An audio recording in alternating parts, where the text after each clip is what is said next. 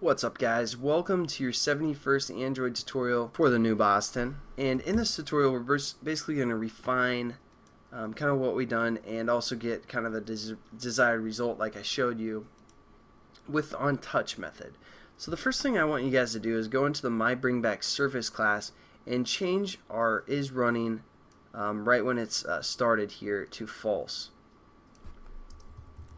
Because again, our thread is going to go through this onResume method before it actually starts our thread, and that's where we're actually going to change, our isRunning to true.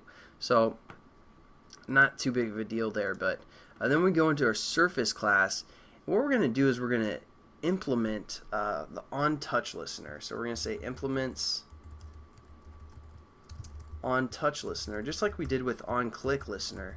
The difference between OnTouch listener and OnClick listener is basically we can attach this to a view just like the OnTouch or OnClick listener, but this has a touch down right when you touch the screen or touch whatever object you set this OnClick listener to.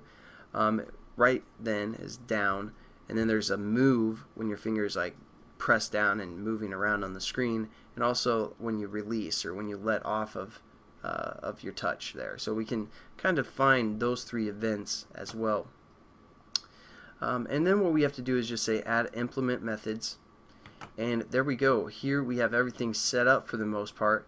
The only other thing we want to do is we want to set something to be looking for a touch method right here. And what we're going to have do that, well, our surface view, because our surface view is going to take up the whole screen, or it's the whole canvas, so we want our touch event to be accessible by the whole canvas for the most part. So all we're going to say is our surface view dot set OnClick list or OnTouch listener, just like when we did with OnClick listener, and then we just say this because again we're implementing the OnTouch. Now what we can do is we're basically going to touch screen and we're going to get the X and the Y value of that information and process it and kind of handle it as well. So what I did is I set up a float, and you want a float value of an X and a float value of a Y, and then that's what we're going to kind of define. Now we're also going to set up this X and Y to equal something initially, so X equals 0 and Y also will equal 0, and then we're going to change it within our OnTouch method.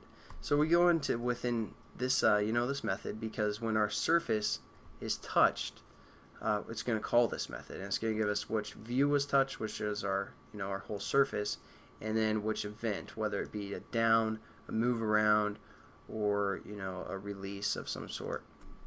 We're just going to set our X and Y values. So we're going to say X equals, and we're going to say event. Wait, is it event?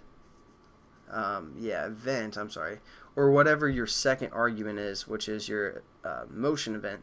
We're going to say, and as you can see here, it's labeled event, so we're going to say event dot, and then we go get X, which is a really nice method because it's going to return the X in pixels for the most part, the X value of what was pressed or where is pressed on the screen.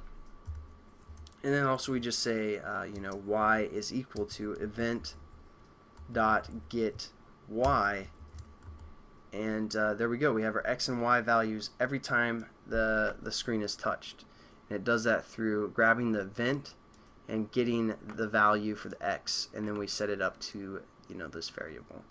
So that's probably it for this tutorial. Pretty quick. It's still not doing anything yet. The next tutorial we're going to piece everything together and get our application working. So make sure you watch that, and I'll catch you guys then. Peace.